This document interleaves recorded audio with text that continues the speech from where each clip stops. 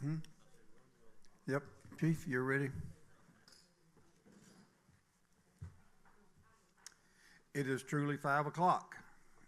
So at this time, I'll call the pre-council meeting for the Perry City Council for Tuesday, January the 6th, 2026 to order. We do have a quorum this evening.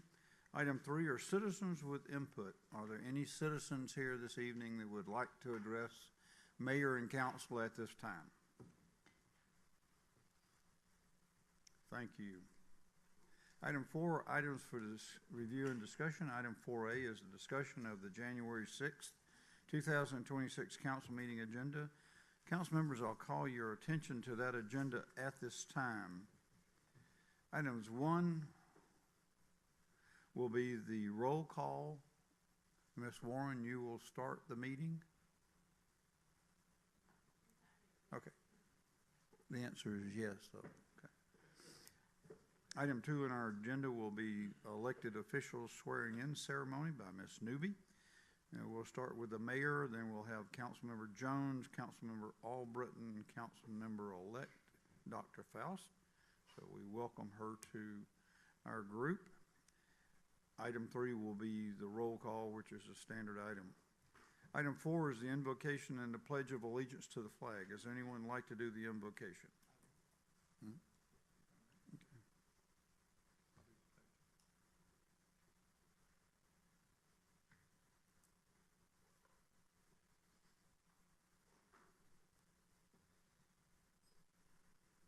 Okay, thank you, gentlemen. Item 5 will be citizens with input relative to agenda items except public hearings. Item 6 will be recognitions and presentations. Item 6A, I'll have the opportunity to recognize the 2025 Mayor Pro Tem, Mr. Moody, and so we'll enjoy doing that. Item 7 is the selection of the 2026 Mayor Pro Tempore, and we'll go through that process and ask for your nominations for that from the council. Item 8 will be Mayor Council joint appointments. 8A is appointment to the Perry Planning Commission by Dr. Faust, and that will be appointing Sherrod Amrit to that group. Item 9 is a public hearing, and there's 2 items on this public hearing. Item 9A is text number 0165-2025. The applicant is the City of Perry, requesting a text amendment to the Land Management Ordinance to add language to Section 6-10.2, general requirements for streets and other right-of-ways. Mr. Duffy? Thank you, Mayor and Council. Yes, so this is a text amendment, which is, and I will read through the full staff report, but just some backstory on why this is being proposed. From what I understand, at one point in time, the state of Georgia required all subdivisions or individual developments of over 30 units to have at least 2 access entry points. From what I understand, at some point in the past, maybe 5 or 10 years, the development community essentially lobbied at the State House level to remove that requirement for a second entry. However, around the same time, the City of Perry went back and applied that to our local regulations. So currently, the City of Perry's requirements of subdivisions over 30 units require that we have dual entryways of paved asphalt roads that meet the city's design guidelines for public streets. However, there are circumstances, at least one I'm aware of, in which that policy would prohibit a development from occurring due to a conflict with the GDOT regulations on state-owned roads, such as Perry Parkway, for example. So the proposal with Planning Commission recommendation is to allow a secondary access entryway into such developments under certain conditions, so as to allow for public safety access. The proposal is to allow for gravel entryways, so a secondary private access road that city fire and police would have access to, only via a Knox box type apparatus. These would be approved with the review of our city fire marshal, due to compaction standards and maintenance requirements to ensure public safety access is maintained, while not restricting developments of 30 or more along state highways. I'll be happy to answer any questions. Questions, council members? Yes, sir. Mr. Duffy, I read the Planning Commission minutes and I've read your staff report, and it's still, to me, it's not crystal clear. So what you're saying is not every neighborhood has two entrances, 2 points of ingress and egress because of an issue with the way GDOT requires curb cuts and whatnot on their routes, such as 41 or a state route. So, but it's not required for the city to have two entrances and exits unless for fire protection. Is that right? No, sir. So, Okay. so presently our current ordinance does require at least 2 paved asphalt roadway entrances to a development of 30 units or more. That's what I thought you said. Yes, Okay. sir. So why would we need gravel entrance for fire apparatus if we have 2 paved entrances and exits? So the text amendment is proposed to provide us a solution in the instance where GDOT will not allow us 2 entrances, paved entrances, Going forward.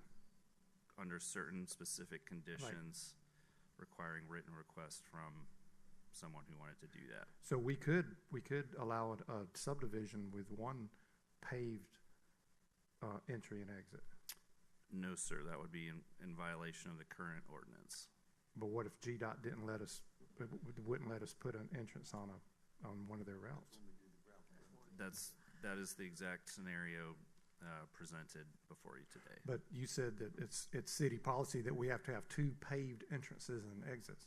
Correct. So the text amendment adds language to our current code. It's in section 6-10 of the land management ordinance that proposes the fire code official may approve the use of a construction gravel road to satisfy the second means of fire apparatus access in those unique situations in which GDOT, Georgia Department of Transportation, will not approve a secondary access or curb cut, or when other extenuating circumstances exist due to topography challenges or other unique characteristics of a parcel. And it also states the proposed gravel road must satisfy compaction standards as deemed appropriate by the fire code official, so that it's deemed capable of handling the weight of a fire truck. So in that case, there would just be a subdivision with 1 paved entrance and exit. That's correct. And that's why we need this amendment for the compacted gravel entrance strictly for fire suppression apparatus vehicles.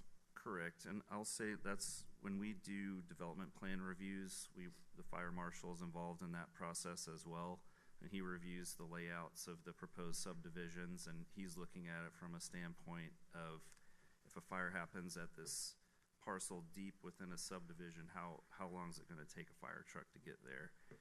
So it's really a public safety precaution, would not be a public roadway. Okay, thank you. Sure. Other questions? Okay. Thank you, Mr. Duffy. Thank you. Item 9B is Special Exception 0196, 2025. The applicant is Don Carter, requesting a special exception to allow a multifamily residential development. The property is located on Lake Joy Road. Ms. Thank Carson? you, Mayor. Thank you, Mayor. As stated, this is a special exception request to allow a multifamily residential development. This parcel is near the corner of Lake Joy Road and Houston Lake Road, between the Washington Place subdivision and the proposed Kroger development. They are proposing that the 31.3 acre lot be developed into a 197 unit multifamily development using the entirety of the lot. This came before Planning Commission twice. The initial presentation was met with some hesitations about there being the possibility of a secondary entrance or exit from the development, and so the applicant came back with this updated layout. As you can see, there is a secondary entrance and exit circled on the western, that's it, side of the development. And there were some questions raised about whether or not they could use the second entrance as the main entrance so that traffic would not flow onto Lake Joy Road. Ultimately, that was not directly addressed, but what was said was that the applicant agreed to incorporate all recommendations from the traffic study in the final design, and they agreed to comply with requirements of the standards for townhouses for any developments any part of the development that was a townhouse style building, and they accepted those conditions. The Planning Commission recommended approval with those conditions, and I welcome all questions. Question? Oh, sorry, Randall, Mayor. At the Planning and Zoning meeting, was there input from the public or in a substantial way? The first time, yes, and that was why the application was tabled and then heard again in December.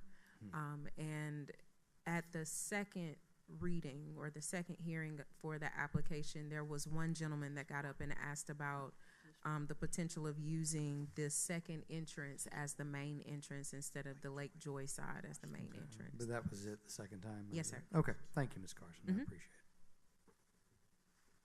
it. Other questions? Okay. Just a comment, Mayor. I was pleased to see that the applicant agreed to the second entrance. He had expressed concern about the cost of a gate. You know, I understand from a business point of view, you know, that's a unit he can't put there. But as far as 2 points of ingress and egress, I'm glad he agreed to that. So. And they were originally just suggesting that it would be an exit only, but it's a dual lane. That's good. That's good. And I think there was conversation about which would be the main entrance, and I think he made the comment, well, whatever's more convenient for the residents is what they'll use. Right. So Mr. Brewer was concerned about traffic on Lake Joy Road.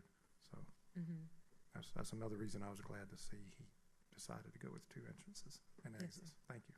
Yes, sir. Other questions? Thank you, Ms. Carson. You're welcome. Item 10 will be the review of the minutes. And a note is Mr. Jones was absent from that meeting, or all of those meetings, so he will abstain on that vote. Item 11 will be unfinished business, and we will call on each one of you if you have any unfinished business to discuss. Item 12 will be new business. 12A will be matters referred from the January 5th, 2026 work session and the January 6th, 2026 pre-council meeting. Item 12A will be vote on the recommended 2026 goals and objectives. Is there any additional comments or concerns that you had after we shared that with you last night? Okay, thank you. Item 12A2 is a proposal for an outdoor distribution rack for the visitors material from Ms. Turpin. Ms. Turpin? Thank you, Mayor and Council. Just coming back tonight to follow up on our conversation from last night. It is my understanding that you all are generally in favor of this, but that we would be leaning towards making a specific request for the Ball Street side. I'm happy to answer any questions or if you have any additional thoughts based on the conversation from last night. questions? I have just a question Sure. or comment. I don't know if you probably can't answer this. We had a little discussion about this last night about Sure. placement and where the best location is for it. I'm still of the opinion that I think facing Carroll Street would be the best, because that area is where events take place, more visitors to Perry and Perry downtown events are more aware of that entrance, I believe, than the Ball Street entrance. So I think it's a great idea. I think it looks great. It looks good. It looks professional, and Thank anything to get our brand out there in our event. So I appreciate you putting this together. And as Mr. Smith pointed out, it's very professional looking. Thank you. You and your staff did a great job on it. So Thank you. I appreciate that. you're welcome. Did you Other say you had a question, though? No. Oh, okay. Other questions or comments? Okay, thank you. Thank you. Item 12B is the vote on the special exception request. That would be 0196, 2025, and you will be voting on that tonight because it is coming through as a special exception. Item 12C are ordinances for the first reading and adoption. 12C1 is the first reading of text amendment to the land management ordinance to add language to section 6-10.2, general requirements for street and other right-of-ways, and Mr. Duffy described that for us. Any additional questions, council members? Item 12D is the award of bids. 12B1 is a bid number 2026-5, and this is for 4 half-ton pickup trucks. Mr. Worthington? Thank you, Mayor. Mayor and Council, all 4 of these pickup trucks are approved in the FY26 budget. They're all replacement vehicles, and they're all just standard work trucks for our public works crews. 3 of these will be paid for via the water fund and 1 via the stormwater fund. We received a good amount of bids on this one, with the lowest being $32,989 a piece for a total of $131,956. However, the low bidder is out of Pennsylvania, and we did have a local vendor, which was Phil Brandon Ford of Perry, who put in a bid on these. And seeing as their bid was within 7% of the lowest bid, they are offered the opportunity to exercise the city's local vendor preference clause, which means they can match the low bid. I have spoken with Mr. Brandon, and he does plan on doing that for this bid. Specifically on this bid, I did want to ask if council would be willing to add a 5th truck to this order.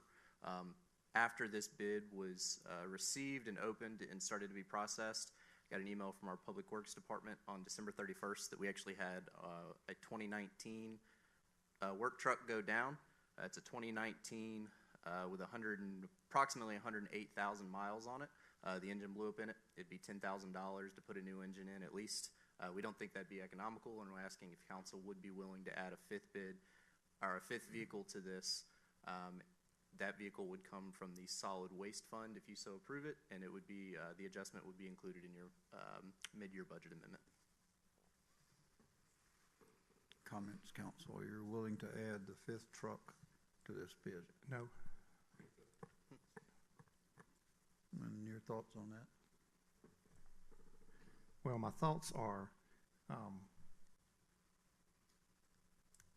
considering the comments and the discussion and the ongoing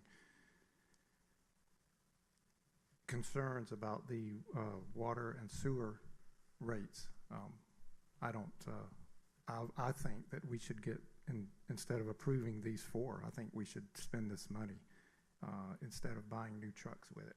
I think that we need to put this toward the water and sewer expenditures. Anything, that would help our ratepayers. I'd rather see the money spent on that rather than these vehicles.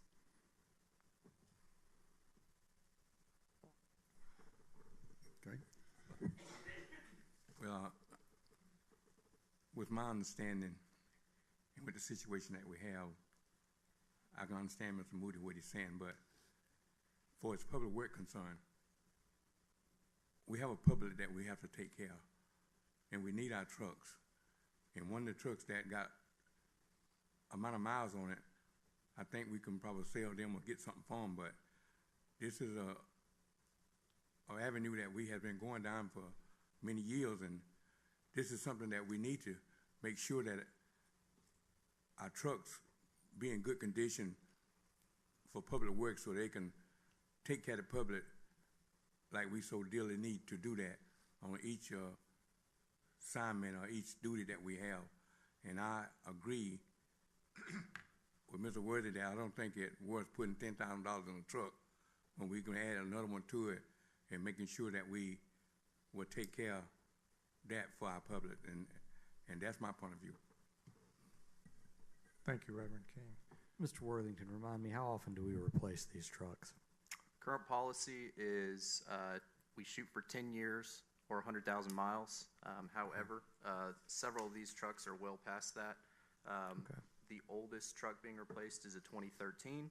Okay. 2 of them are 2015s, so they are 10 years old. However, I would like to point out that Public Works is they have a rough job. These vehicles at 10 years old are not in good shape. They've been used as they should be. I believe that at least 2 of the ones being replaced are actually not running at the moment. They're parked over there just waiting to be sold. Current Public Works crews are sharing trucks and are, I think Ansley's actually given her truck up to a crew and is driving a spare vehicle at the moment. They don't have any spares, so. Thank you. Mr. Moody, I would disagree with you. I don't think it's wise to use your ongoing operating capital that has been budgeted to apply to a debt service. We have other ways of offsetting those, and we'll be talking about those, but I truly do not believe that putting our employees at risk and using trucks that are 10 to 15 years old and having to be replaced somewhere in the future is not going to help offset the rate increases in the future over the next 30 years. Mr. Smith, any comment? Yes, a few, Mayor. As Mr. Worthington mentioned, these trucks are very much needed to continue with our day-to-day operations and public works activities. Can certainly appreciate, Mr. Moody, where you're coming from with possibly foregoing capital expenditures in order to reduce overall costs. I can tell you that following the delivery to you all, the Raftella study, we're very cognizant of costs that would possibly translate into increased rates for our customers. And we have worked successfully with Public Works, primarily through our contract with ESG, to eliminate close to $400,000 in capital expenditures already that were budgeted. Those are 2 vehicles they had requested, were approved, and we're actually foregoing those purchases so that we do not have to, again, carry those costs. So we are looking at that stuff. However, I think these trucks and our kind of standard replacement and necessity for day-to-day operations is a bit different. Also, too, the city does have the replacement schedule, as Councilmember Jones asked about, and Mitchell provided information to you all on. As the manager, I do think that our replacement schedule needs to be reviewed. I can tell you that towards the end of December, we met with Public Works numerous times. We met with our folks in the city shop to talk about how we might more judiciously implement a replacement schedule for our rolling stock. A couple of things we've done over the past, really just year, 6 months or so. We approved a new software for Public Works that tracks vehicle maintenance and fleet maintenance and all that sort of thing. So it's a proactive measure to have a database that looks at the ongoing operations of all of our rolling stock and can provide better information relative to replacement schedules, time to replace certain pieces of equipment, all that. Up to this point in time, our replacement schedule, in my opinion, has been a bit arbitrary. 10 years or 100,000 miles, what does that really mean? So instead of using a schedule like that, we actually take a look every year during the budget process at proposed vehicle purchases and replacements and really kind of dig into it and utilizing the expertise we have in public works with our staff, determining whether or not that vehicle actually needs to be replaced. So these are things we're working on. However, I would recommend the purchase of these vehicles at this time. You know, as Mr. Worthington mentioned, they're very old. It's only a matter of time before they require significant amounts of maintenance. And, you know, we need to have adequate, safe, reliable transportation for our folks as they go about their day-to-day business. Mr. Jones, you have a comment? I did, if I may. Yes, sir. Yeah, I appreciate the comments from Councilman Moody as well as Councilman King, and that was a different policy. I did not realize we hold some of these vehicles for 10 years. That's I guess that's a pretty lengthy time. I have no idea what the average mileage is on these things. I assume it's mostly in-town driving. I know that's not always really friendly. And this, I was about to ask the very thing that you just said. How do we kind of forecast where we will be needing to either replace or make a major repair on a vehicle? So I understand that. Thank you for bringing it up and answering that. Yes, sir. Thank you, Councilman Peterson. Of course, I want our departments and our employees to have reliable, dependable vehicles, whether it's the police department, public works, leisure services. Of course, I'm all for that. However, when Mr. Worthington proposed this purchase, he just said it was for replacement vehicles. And the details were not provided that Mr. Worthington and you just gave me. I mean, you were asking us between these four bids, or these three bids, over $250,000 for vehicles, and that's a lot of money. And you know, if we're just replacing them just to replace them because it's reached a certain milestone, you know, that's what I took issue with. But I appreciate you explaining this to me so that I know the condition they're in. Two are not running, you said, and one needs an engine replacement. So now that I have this information, which would be nice if we had this every time we're asked to spend money, you know, to have an explanation of why we're spending these big dollars, you know, that would be helpful. Other questions or comments? Okay. The purchase of these four vehicles will not impact or cause a rate increase, correct? They're built into the current budget. Right, exactly. Okay.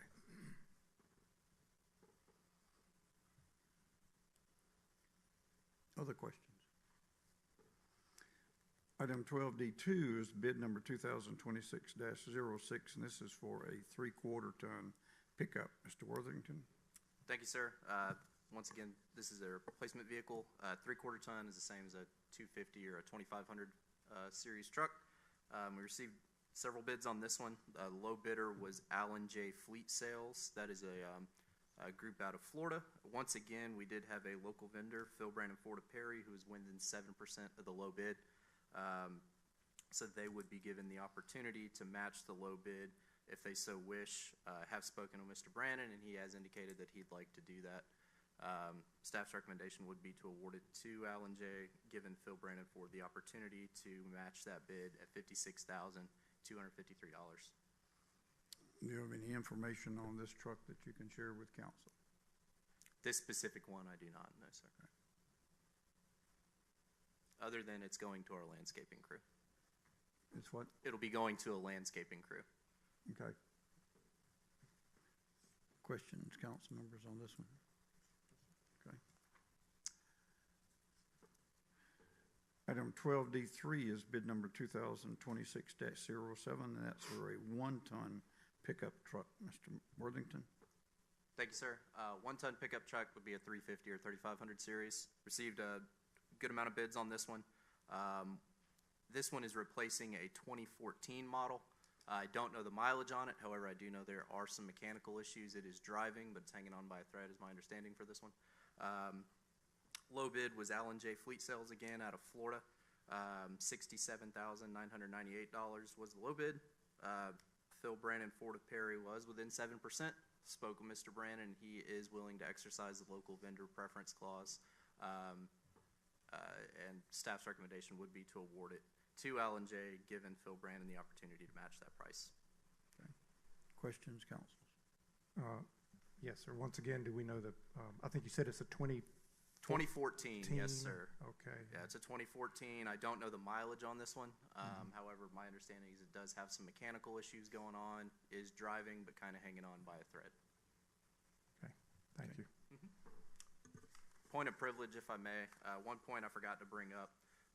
When I was doing the research on that 2019 that I talked about that went down on December 31st, that is a Dodge Ram that was purchased on April 3rd of 2019.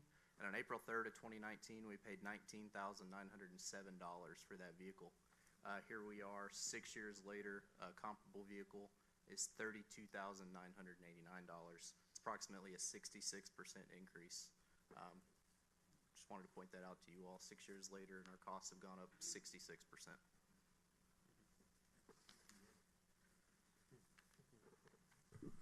Okay. Item 12E is resolutions for consideration and adoption. 12E1 is a resolution relative to the Discover Card Merchant Class Action Settlement. Ms. Newby? Thank you, Mayor. Mayor and Council, you may recall in one of your meetings in October, you approved us to proceed with submitting a claim on behalf of the city as we were identified as an eligible claimant for the Discover Card Merchant Class Action Settlement. We had gone through their portal and submitted a claim on behalf of the city, and they have since requested written documentation, basically authorizing an individual to submit that claim. And so this resolution just affirms your previous election to submit a claim and authorizes the city attorney to submit that resolution through their portal. Questions, council? Yes, sir. What are the details of that settlement claim? What happened with Discover? So it's a class action lawsuit that basically says Discover charged or identified certain cards as, I guess, commercial accounts and charged higher interchange fees than they should have, while not admitting guilt. They had entered into a settlement, and because the city accepted Discover Card as a form of payment through a certain period of time that this action covers, we were identified and received notice that we were a member that was eligible to receive payment as part of the settlement. Do we know how much yet? No, sir. Okay, thank you. Okay. Other questions? Okay, thank you. 12E2 is a resolution to establish a new Georgia Fund 1 account for the sewer connectivity fee income. Mr. Worthington? Thank you, Mayor. Mayor and Council, before you is a resolution authorizing the city to open a new investment account with Georgia Fund 1 and also naming the designated representatives for that account. The designated representatives with full access rights to that account would be the mayor, myself, the finance director, our accounting manager, and the city manager. They would have the rights to deposit, withdrawal, and transfer money within that account. Also names 2 other representatives who would only have viewing access. Those 2 are the other 2 staff members within the accounting department. It's essentially so they could go in and print the statements if they needed to, things like that. They can view it, but they cannot make any changes to the account.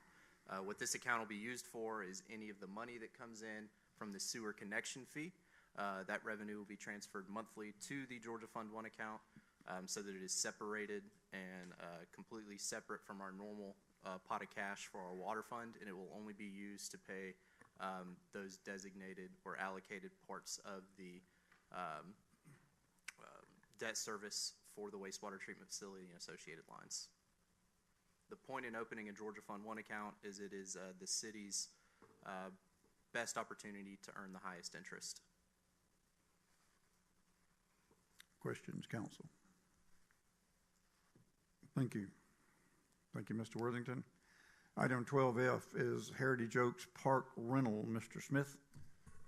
Thank you, Mayor. I think all of us are very familiar with the situation in Heritage Oaks Park and the issues and challenges that we have seen relative to events there. I mean, the first kind of uh-oh moment for us was Halloween, probably 3 or 4 years ago, when we had a bunch of the Disney princesses and superheroes and stuff out there, and I think every child in Perry was there that day. And it just resulted in a whole bunch of issues with traffic and parking and facilities and all that sort of thing. And since that time, we have continued to run into the same challenges in utilizing that space, even for our events. Over the past couple of months, we have had a couple of rentals out there that have resulted in challenges as well. We have seen parking issues, violations of park rules, inadequate capacity to generally handle the footprint of the event. There is not, utility capacity out there. There's no water, sewer, electric. It's just not, at this point in time, a viable location to have events. So with that being said, there is a request before you this evening to, at this point in time, discontinue rentals at Heritage Oaks Park and amend the fee schedule thusly. So remove the rental charges and deposit charges for Heritage Oaks Park from the fee schedule. The city would still continue to have our events out there. I think we have generally been able to control those when we have Perry Presents and that sort of stuff out there. And of course, as a public park, it would still be open for public use on a daily basis. Very nice place out there. If you haven't been to Heritage Oaks, please check it out. It's just not a great place for events that we are not in control of. Be happy to answer any questions you might have. What questions do you have? Yeah, I have a question. Mr. Smith, is it possible that going forward, I know we got some more land out there that, and we know that most people who live here, graduated from here, and like you said, when the event took place, it caused a lot of situation, but is there any way going forward, I know here in the city, will we have a place for such event to happen, for people who wants to do, are we responsible to make a park big enough, or that's just not in our category? What's your views on that situation going forward? Yes, sir. I think generally, Mr. King, the city does not have a space adequate for a large outdoor gathering. If you're in the city of Perry and you want to host a large outdoor gathering, there are other options, there are private options, and of course, Georgia National Fairgrounds. We do have facilities, for some larger indoor events like the event center, that sort of thing. Sometime this year, you will all be taking up, the issue of the former Stanley property that's adjacent to the event center, and how that might kind of be merged together in some sort of larger event style footprint. We have the pavilions at Rozier Park and Creekwood Park, which can host a pretty good size event outdoors. But when you start getting into the large event business, with rentals or whatever, it's very difficult to, on the front end, ascertain what sort of resources the city may need to provide, or what sort of resources the renter may need to provide in order to ensure that everyone's safe and that things are going like they're supposed to. So, if you all were to agree to discontinue rentals at Heritage Oaks Park, we would not have a very large, outdoor rental facility at this time. I have another question. Okay, I understand you very well. Is it possible, I know that all over the state of Georgia, and we know that there's some places that do have facilities, and I didn't know whether we could look into it or get some information of whether we want to do it or not. Like you were saying, do we want to drop it or not do it? But we have people who live here, who graduated from here, and love with the growth of the city and the way it's going. We got more people want to come back to the city, and we're creating another entity here that and are we gonna say to our children, our grandchildren, say you can't come to the city of Perry because we don't have an event big enough for you to do that. And I know I call the young people young blood. I said, you know, the young blood think different than we do. And so one of the problems is that are we gonna be in a position, and I know when I first come to Perry, I came out of Dooley County, and I know I heard they said they didn't want the city of Perry to grow anymore. But now I got something today. When I came up here for 10,000 people, I think we're gonna double the amount now. And so the event is that we're in a location that how we're gonna stop people. I know we can mandate things, but I think something that we need to look into, or we talk about it, or we discuss it. Because I'm sure, like you said, there's land out there where the city might not be responsible for buying the land, but, you know, we can, something that I just want us to think about it, you know what I mean? Yeah, going forward, because, and we know we got families coming back, we got young people coming back to the city, because if they can find a job, they're gonna move to Perry, and Perry is a nice place to stay for the quality of life. This is a good place. That's why I moved here from Unadilla, and I've been here over 40 years, and I enjoyed every moment of it, and I enjoy the people here, and it's a blessing. And I always use this: we be kind to people, and anytime we have activity, we got people showing up, especially with the food truck vendor, and we got people running over. Everything that we do here, somehow we continue to draw people, and then we're finding people continue to want to move here. And this is an issue that we're running into. You know, I mean, I just want to put that out there. Thank you. Thank you. Okay. Yes, sir. What about, say, Creekwood or Rosar? Are those big enough to hold, like, as Reverend King said, 5,000 or 10,000 people? I don't see it. Well, it's something we need to talk about and think about. Maybe the East Perry Regional Park, maybe we could keep this in mind as we're developing that. You know, that's something to think about. So, Sure. because Reverend King made a lot of good points about people coming back, the alma mater coming back to Right. Perry.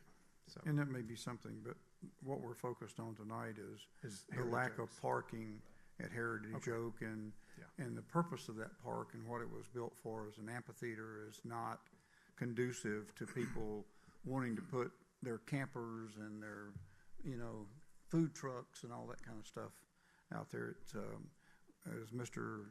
Smith indicated, when we had the Princess event out there, we had people walking for miles on 341 to get to the park.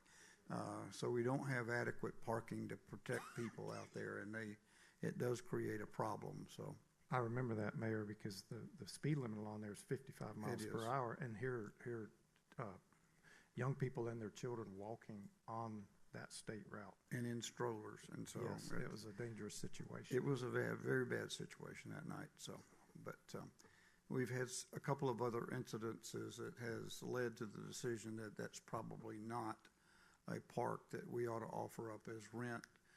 We can rent we can rent Rozier Park, we can rent Creekwood Park, so there's opportunities for people to rent those going forward. Item 12G is the Ivy Glen Pump Station Upgrade and Saddle Creek Force Main recommendation of the contract agreement. Mr. McMurrian? Thank you, Mayor and Council. So before you tonight, JDS, that is our contractor we selected to complete the force main installation along Saddle Creek and the upgrades to Ivy Glen, has an amendment request for us to accept the 60% guaranteed maximum price for this construction project. This amendment totals $8,390,738.93. GWS has reviewed the project. It is in line with our budget items that we were discussed throughout the year. And also, staff has reviewed and recommends approval of this amendment so we can move forward with this project. Any questions you may have? This is a budgeted item as part of the capital expenditure for the wastewater treatment plant and is already incorporated in our capital improvement plan. That's correct. Okay. And it is guaranteed maximum price not to exceed this amount. Yes, okay. Questions, council? Thank you. Item 12H is GFA acknowledgement of modification for loan number GF2024019 and loan number CW2022027. Mr. Worthington? Thank you, Mayor. Mayor and Council, the two loans that the Mayor just mentioned are the two loans from GFA for the wastewater treatment facility and the East Regional Pump Station and associated lines. Both of those loan agreements had original calendars that said construction would be finished by December of 2025. Due to some wetland mitigation and property acquisition issues that we ran into, construction is going but is not complete, and it's past December 2025. So GFA has asked that we ask for a modification to the loan. The only modification is the extended calendar time to get that done. To get that modification in place, we need to submit three things. One would be a letter from the city. The second would be a letter from our engineer, and the third would be the acknowledgement from GFA of that modification form. All three are included in your packets, and we just ask that you all approve that. What the modification would be to extend the calendar out to December of 26 to allow us to complete these projects. We don't believe it'll take that long, but that does buy us a little bit, build in some cushion in case something else happens. And as I understand it from GFA, there's no cost associated with extending these. That's correct. It's a zero-fee modification. Questions, council? Yes, sir. What does that 1% then mean if it's?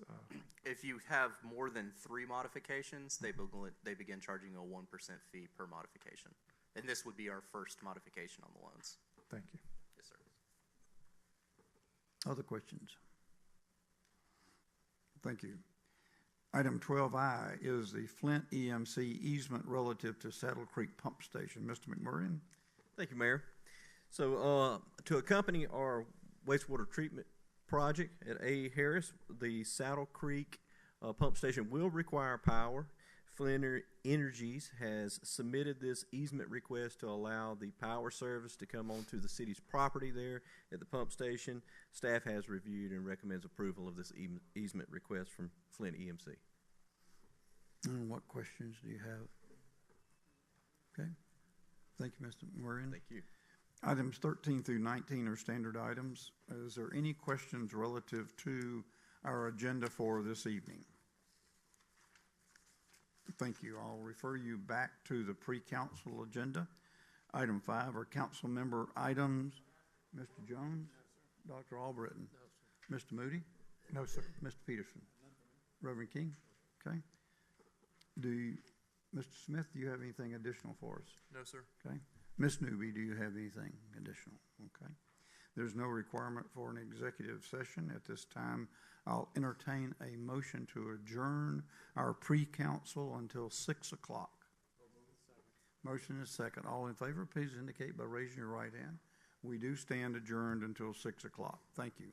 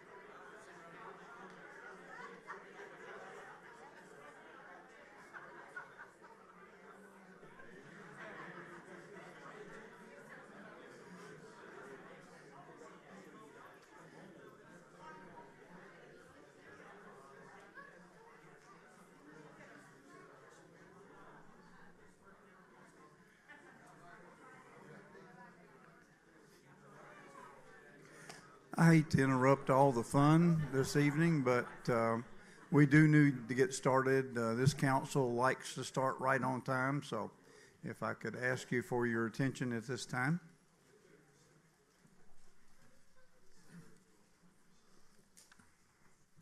Ms. Warren, I'll call on you. Yes, sir. Good evening, everyone. It's 6 p.m. At this time, I'll call to order the regular meeting of the Perry City Council for Tuesday, January 6, 2016. We have a quorum, Mayor. Thank you, Ms. Warren. The first item on our agenda is the swearing in of elected officials. They'll be conducted by Ms. Newby. The first will be swearing in the mayor. The second will be swearing in of Councilmember Jones, Councilmember Albritton, and Councilmember-elect Dr. Faust. So the three of you that are going to be sworn in will come down and we'll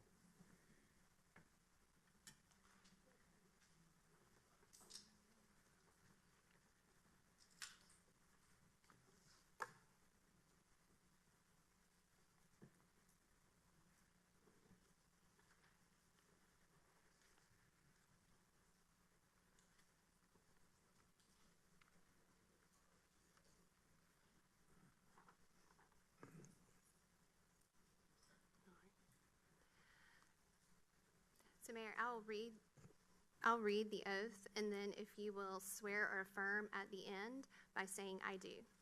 Will you please raise your right hand? I do solemnly swear or affirm that I will faithfully perform the duties of the office of mayor of this city to the best of my knowledge, skill, and ability, that I am not the holder of any unaccounted for public money due to the state of Georgia or any political subdivision or authority thereto, that I am not the holder of any office of trust under the government of the United States or any other state or any foreign state, which I am by the laws of the state of Georgia prohibited from holding, that I am qualified to hold the office which I am about to enter according to the Constitution and laws of Georgia, that I will support and defend the charter of the city of Perry, as well as the Constitution and laws of the state of Georgia and of the United States, that I have been a resident of the district from which elected in the city of Perry for the time required by the Constitution and laws of the state of Georgia and charter of the city, so help me God. Thank you. If you can sign, and there are multiple copies. Yes, sir.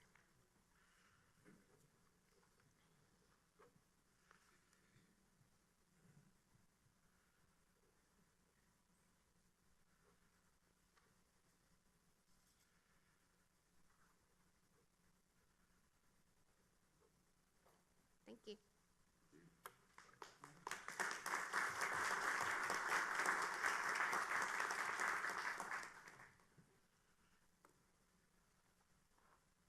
Mr. Jones? Again, I'll read the oath, and at the end, if you swear or affirm, will you please respond by saying "I do"? Will you raise your right hand? I do solemnly swear or affirm that I will faithfully perform the duties of the office of council member of this city to the best of my knowledge, skill, and ability, that I am not the holder of any unaccounted for public money due to the state of Georgia or any political subdivision or authority thereto, that I am not the holder of any office of trust under the government of the United States or any other state or any foreign state, which I am by the laws of the state of Georgia prohibited from holding, that I am qualified to hold the office which I am about to enter according to the Constitution and laws of Georgia, that I will support and defend the charter of the city of Perry, as well as the Constitution and laws of the state of Georgia and of the United States, that I have been a resident of the district from which elected in the city of Perry for the time required by the Constitution and laws of the state of Georgia and the charter of the city, so help me God. Thank you.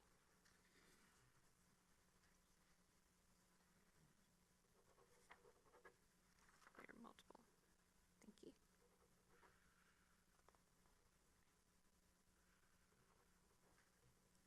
Thank you very much.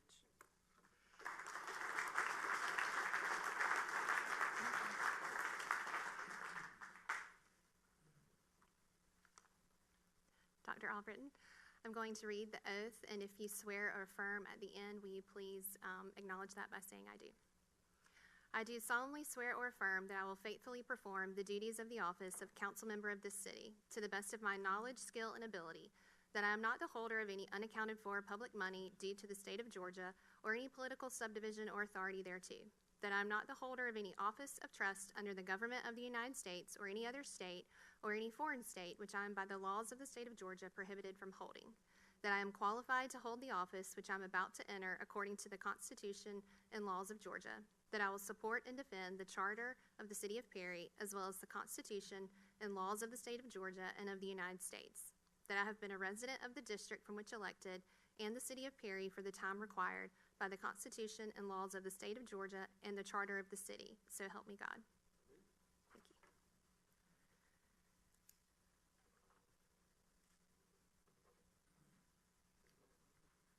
Yes, sir. There's 3 copies.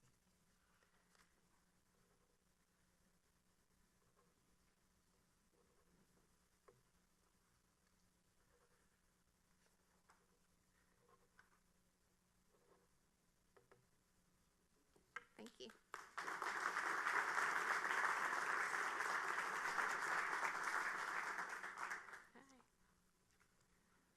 All right. Dr. Faust, I'm going to read the oath, and likewise, if you will swear or affirm at the end by saying I do. Can you raise your right hand? Okay.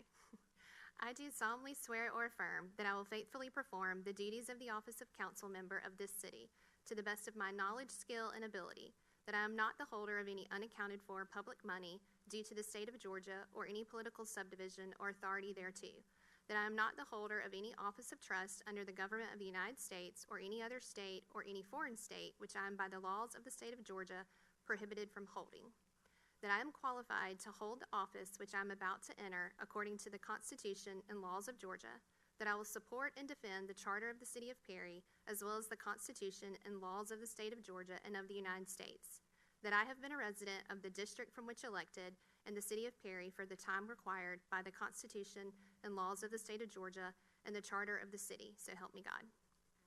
Thank you.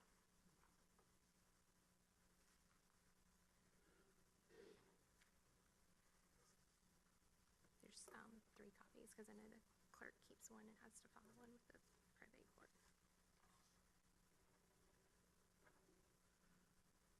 Thank you. Congratulations.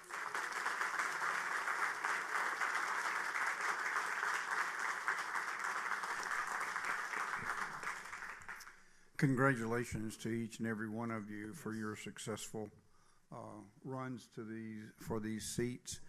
I do remind everyone that these are not our seats.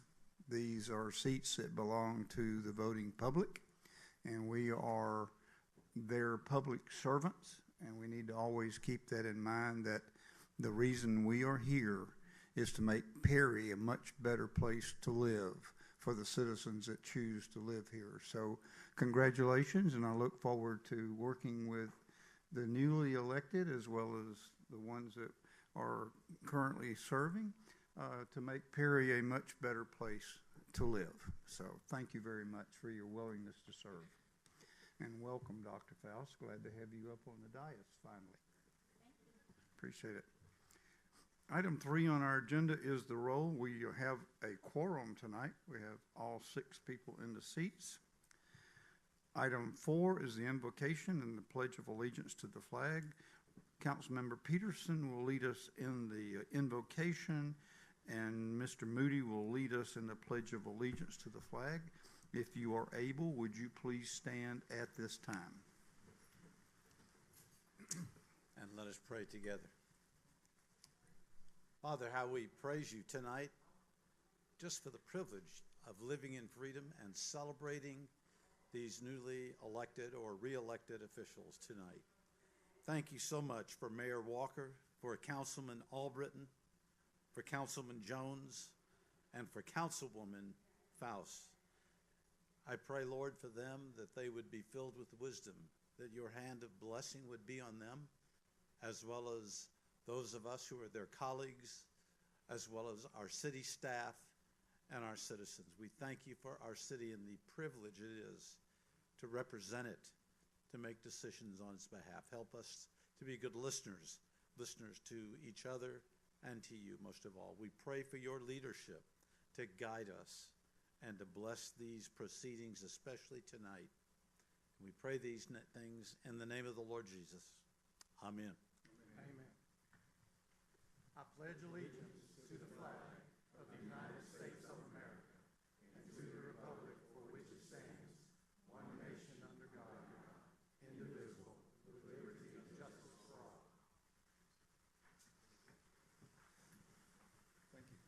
Thank you, council members. We appreciate that. Item 5 on our agenda are citizens with input relative to agenda items that will be discussed this evening, except public hearings. And in the public hearings, we will allow for public comments at that time. Is there anyone here this evening that would like to address mayor and council? Yes, sir. If you'd come forward and give us your name and address. Robert Sharples, 200 Hill Road, Perry. Hey, Mayor, it was great to see you take your oath with the Bible. That's a nice way to start out 2026. Thank you. And congratulations to the team. And you know, I see some stuff on social media, particularly that deals with the property taxes and the water, the cost of our water. And you know, 2026 is a great time to start. And council members, take a look at maybe encouraging your city manager, our city manager there, to get into the grant writing business and maybe be in the grant, the grant writing for the year 2026 and helping reduce those costs and get some funding for that cost for the city costs with that kind of work and putting smiles. Sort of, if you roll back the taxes like the state is doing as well as the federal government, that would put a lot of smiles on the citizens of Perry. And just be grant writing fools, Mr. Smith, and just go for everything you can get, and that will help with our funding of projects and what have you, and hopefully we'll be able to roll back and see those smiles come from your citizens. Thanks a lot for everything you do. Thank you for your comments. Is there anyone else that would like to address mayor and council at this time?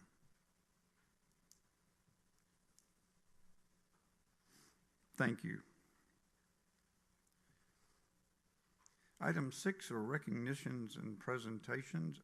Item 6A is the recognition of our 2025 Mayor Pro Tempore, James Moody. Mr. Moody, if you would join me down front, I have a small token of our appreciation.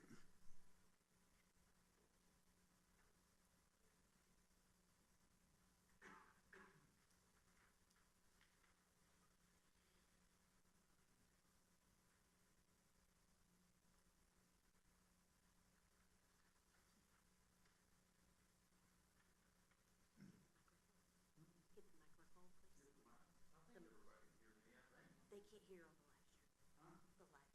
Oh, okay, sorry. Mr. Moody, it's truly my pleasure to present this plaque to you. This says, presented to James Moody for the outstanding leadership. President Pro Tem, January of 2026. And I want to thank you very much for standing in for me on a number of different occasions and also representing our city at a large number of functions in our downtown. You were there virtually all the time, all year. And so we really appreciate your dedication in getting that done. So with this, I would like to say thank you very much. Let's get a picture.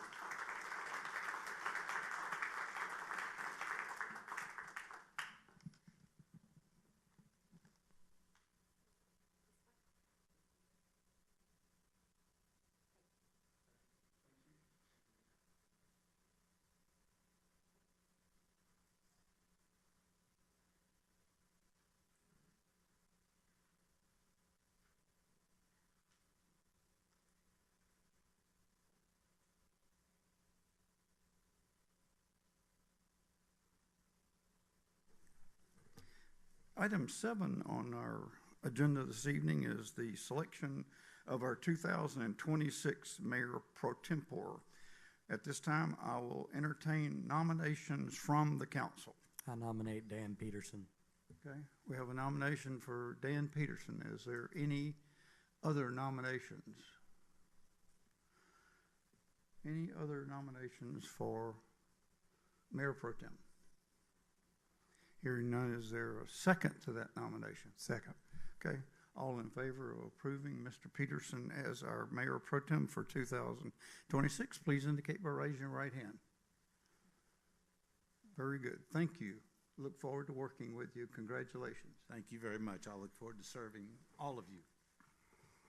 It's a pleasure.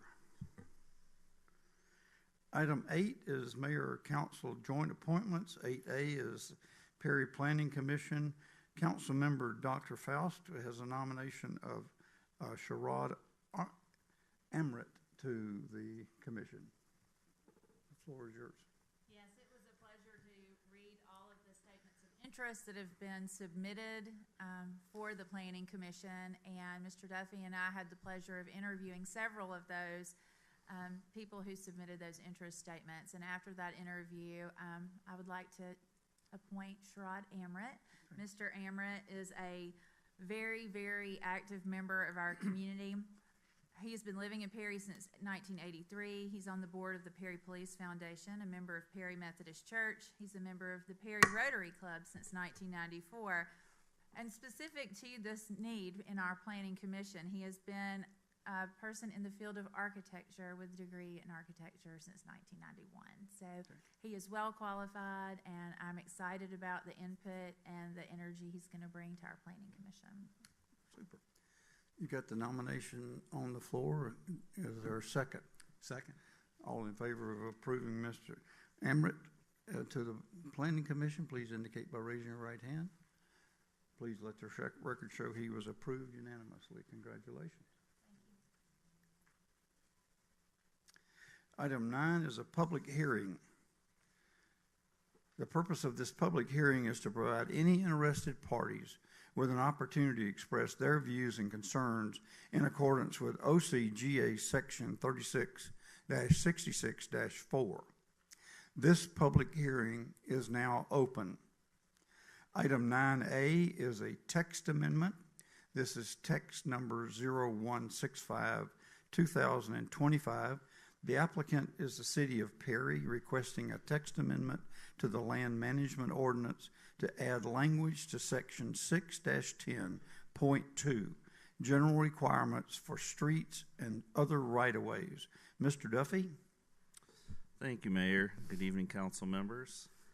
I know we covered the background on why this text amendment is being proposed during pre-council, but I would like to share the staff report with you. This is basically adding language to the aforementioned section, site development related infrastructure for general design requirements on fire apparatus access roads. The goal of the amendment is to clarify methods of review for required secondary fire access roads.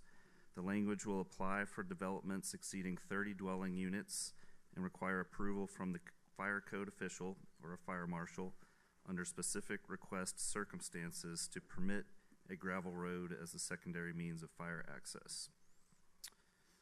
The amendment is intended to prevent conflicting scenarios in which the city's desire to ensure a high standard of fire apparatus access, which is at least 2 entrances for developments of over 30 dwellings, can be achieved alongside routine state approval processes. Existing local code language states that all fire apparatus access roads for 1 and 2 family residential developments shall meet City of Perry design standards for public streets. The amendment serves to include an additional option for secondary safety entrance to be constructed of gravel with approval from the designated fire code official, pending any situation-specific circumstances. The specific circumstance mitigated by the amendment would be denial of proposed fire access roadways meeting the existing design standards for public streets by the Georgia Department of Transportation, which may otherwise be approved as a private entrance lacking a concrete or asphalt curb cut. And I'm just going to go through the standards for granting a text amendment here, as you have in the staff report. The amendment is not inconsistent with the comprehensive plan. The proposed amendment is consistent with the format of the land management ordinance. Conflicting guidelines between the local ordinance and GDOT parameters for curb cuts prompted a review of the current language. The proposed amendment reflects the City of Perry's ongoing commitment to providing residents excellent public safety services. The amendment is consistent with the purpose and intent of the zoning ordinance in that it clarifies general design requirements for fire apparatus access roads. The amendment sustains the city's desire to require at least 2 entrances for housing developments containing over 30 units by enabling an additional level of approval by the fire marshal in specific instances to grant a request to allow secondary fire-only entrance or police available entrance to be of gravel construction. The amendment is not anticipated to render significant environmental impacts, although gravel is a pervious material which is generally preferred from a stormwater management perspective. The amendment has no negative impact on public facilities or services. Both staff and the Planning Commission recommend approval of the amendment. I do have the specific text proposed, which I'd be happy to read or answer any specific questions. Questions, council members, relative to this text amendment? Okay. Thank you, Mr. Duffy. Thank you. Is there anyone here this evening that would like to speak in favor of this text amendment? Anyone like to speak in favor? Thank you. Is there anyone here that would like to speak in opposition of this text amendment as outlined by Mr. Duffy? Anyone in opposition? Thank you. Item 9B is a special exception, is SUSE 0196, 2025. The applicant is Don Carter, requesting a special exception to allow a multifamily residential development. The property is located on Lake Joy Road, and the tax map number is 0P4 1A016200. Ms. Carson? Thank you, Mayor. As stated, this is a special exception request for a property located near the corner of Houston Lake Road and Lake Joy Road. This property sits between the Washington Place subdivision and the proposed Kroger development. Currently, the land is vacant. It's about 32 acres or so, or just under 32 acres. It has been vacant since being platted years ago. It was originally intended to become part of the Washington Place PUD, but due to unknown circumstances, the project was halted for the previous owners, and the land has been vacant since that time. Currently, the project engineer, Don Carter, is applying for this special exception on behalf of the owners, seeking permission to build a 197-unit multifamily development on the entirety of the lot. The commission requested that the applicant show an updated traffic route that could potentially mitigate residents' concerns about cars being bottlenecked at the Houston Lake Road and Lake Joy Road intersection. In response to that request, the applicant is here proposing an entrance and exit along the western property boundary. The property is surrounded on all sides. Well, to the north of this property is PUD, which is Planned Unit Development, and some RM1 residential multifamily. To the west is C2 General Commercial, to the west and the south. To the east, those properties are county properties.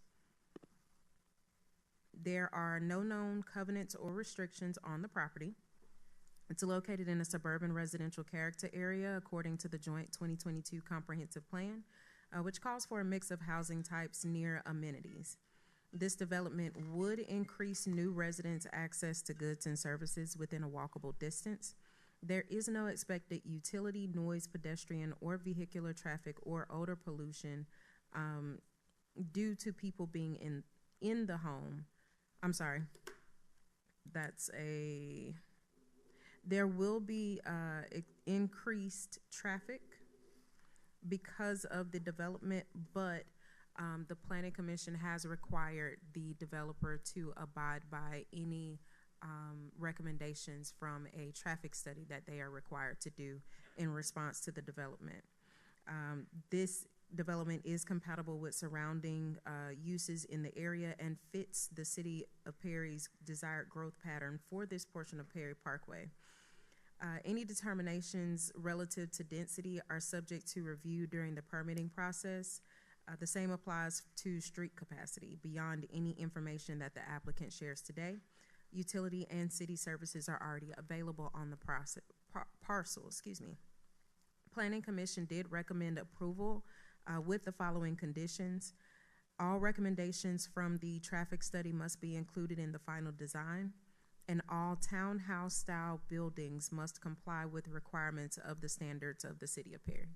And I welcome all questions. Questions, council members? Thank you, Ms. Carson.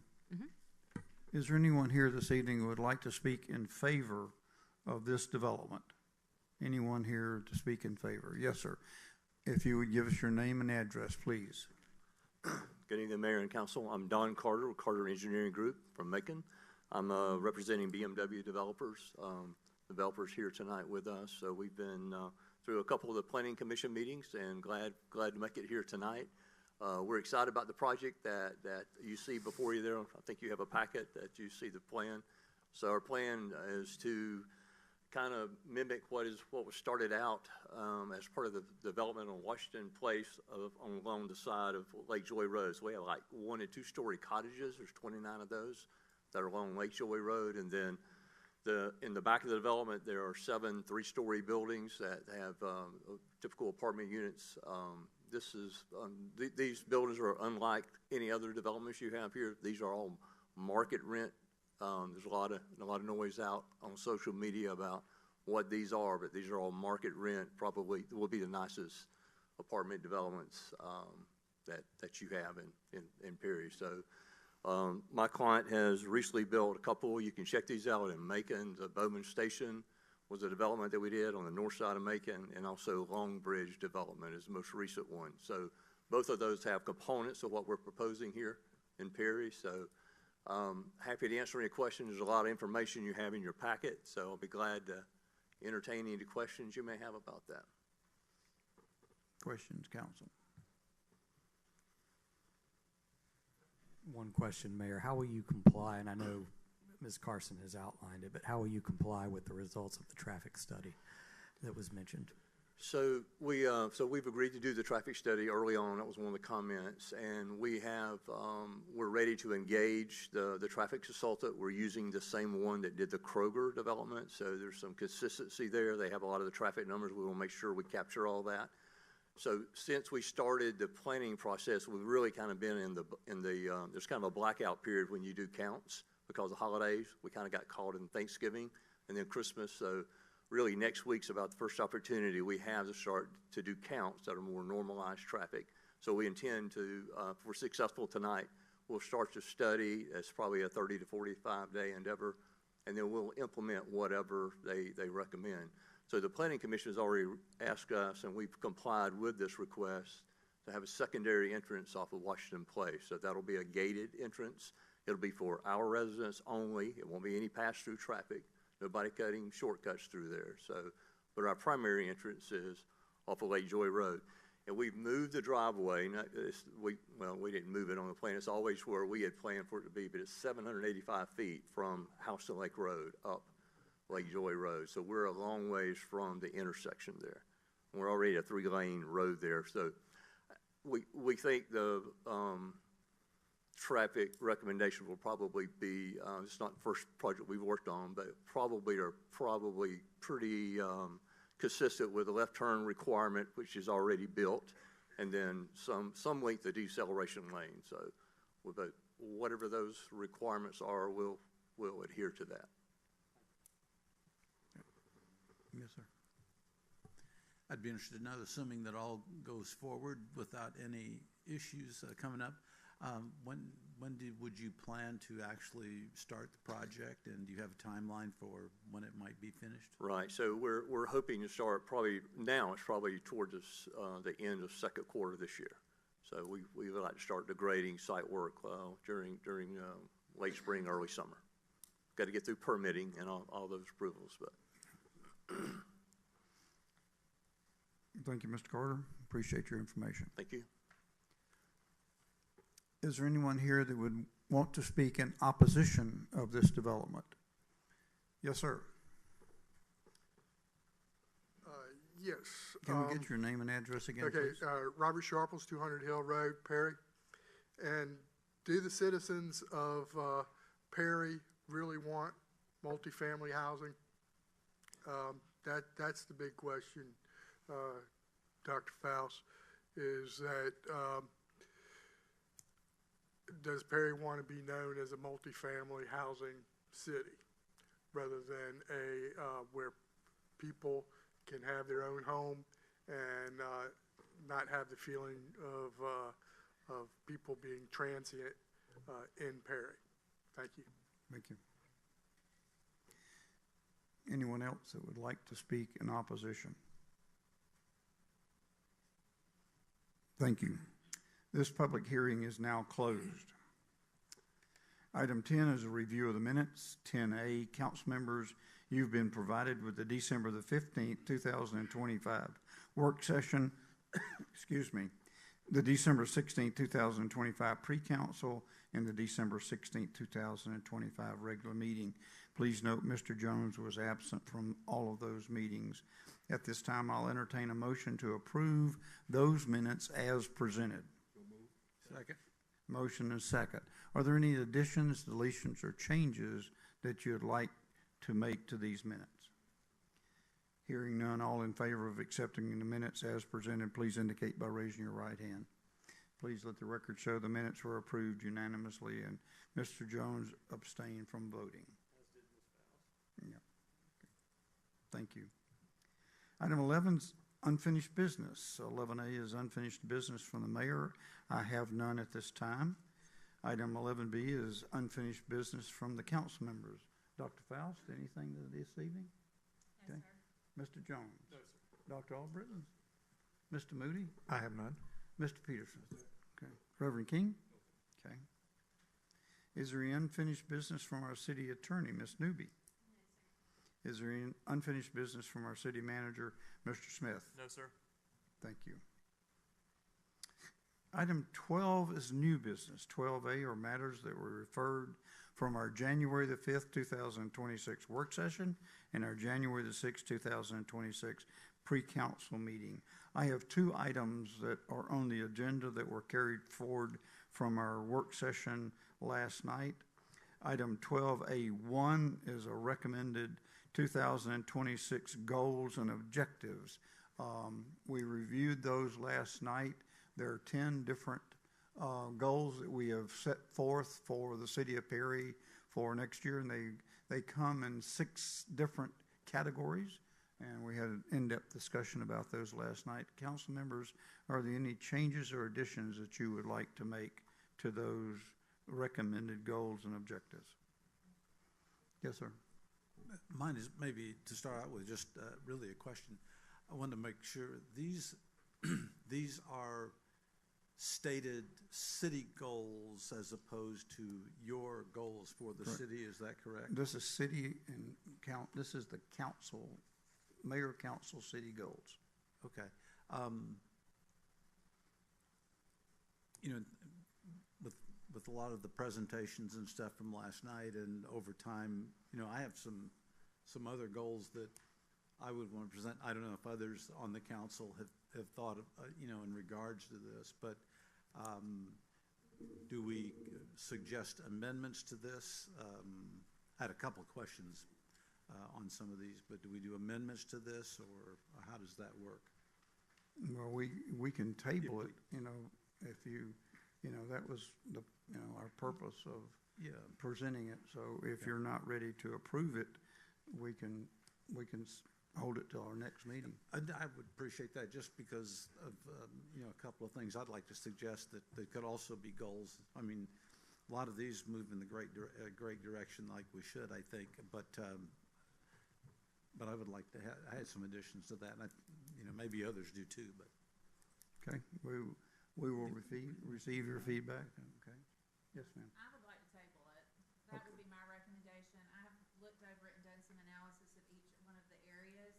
where I feel like there are a lot of things these goals do well, I've identified some places that I feel like they could be stronger, and I think that would be better suited for a work session where we could have some more open conversation around it and Okay. have more direct council member input on them.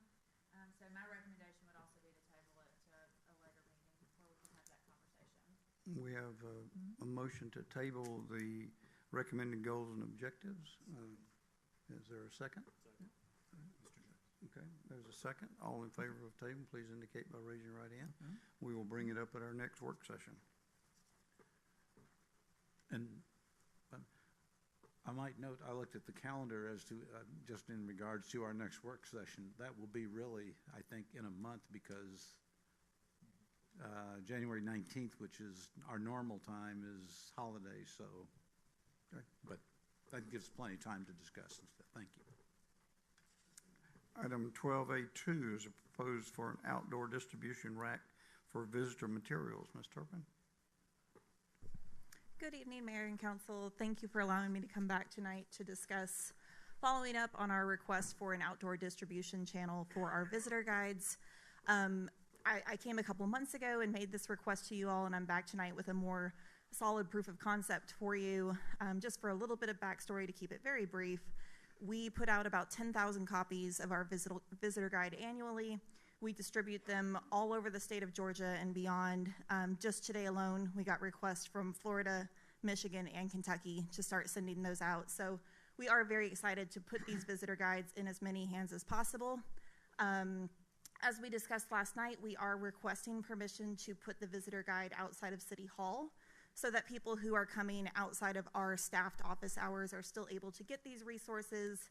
As I briefly mentioned last night, more and more of our hotels are facing restrictions with their brands, especially in our upscale and upper upscale category hotels.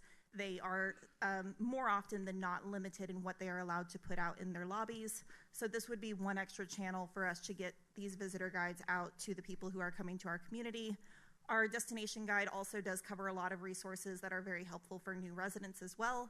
So people who are just coming downtown for a place to eat, a place to shop, they can pick one of these guides up and learn something about Perry as well. So we appreciate your consideration to place this outside, and I welcome any questions that you might have. Questions, council? It's just a comment, Mayor. Ms. Turpin, this is a great idea. It looks professional, and the visitor guide was very well made, very professionally made. Thank you. It's a great idea, and I look forward to more of these being placed throughout Perry. Thank you. Other questions or comments? Okay, at this time, I'll entertain a motion to approve the outdoor. No, I was just going to second what Mr. Moody said. Your department has done an incredible job, and you specifically. Thank you. With your marketing skills and bringing those to our city, and I really appreciate you. Thank you. We really do appreciate your kind words. No, at this time, I'll entertain a motion to approve the outdoor rack as recommended by Ms. Turpin. Second. Motion is second. All in favor, please indicate by raising your right hand. Please let the record show that the distribution rack was approved unanimously. Thank you very much. We appreciate your support. Item 12B is the special exception 0196 2025. Ms. Carson, any additional?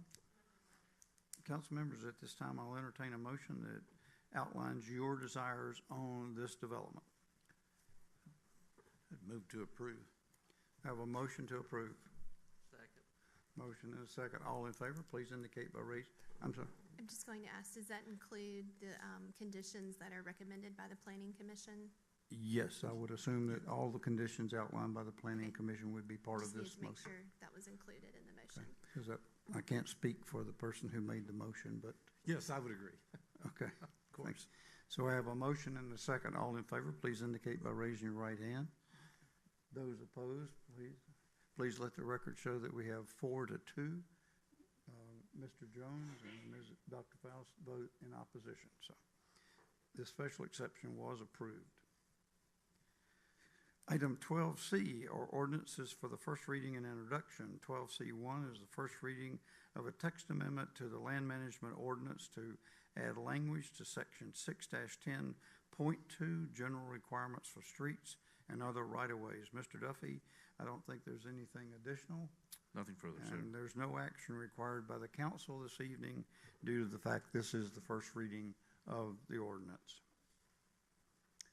Item 12D, award of bids. 12D1 is bid number 2026-05, and this is for, as I understand it, 5 half-ton pickup trucks, as outlined by Mr. Worthington. That's correct. Yes, sir. Sorry about that. To expand on that, on December 31st, we had an additional pickup truck go down for our Public Works Department. It was a 2019 vehicle with 108,000 miles, and the engine blew up on it. We got quotes to replace that engine, and they came in at north of $10,000. Staff doesn't think it would be economical to replace an engine at that amount in a vehicle that's in that shape and that old with that many miles. For this bid, we received 8 bids, ranging from $131,956 to $140,600. The low bid was One Nation Distribution out of Pennsylvania. However, we did receive a bid from a local vendor. That was Phil Brandon Ford of Perry. Per our local vendor preference clause in our purchasing policy, a local vendor is afforded the opportunity to match a low bid. If they're within 7% of the low bid, Phil Brandon Ford was within that amount. And speaking with Mr. Brandon, they are willing and would like the opportunity to match that bid. And once again, it would not be for 4 pickup trucks, it would be for 5 if this council approves that. So the total bid amount will actually be $164,945 for 5 vehicles, 3 of which will come from the water fund, 1 from the stormwater fund, and the 5th one will actually come from the solid waste fund. Questions, council members? Yes, sir. It's more of a comment.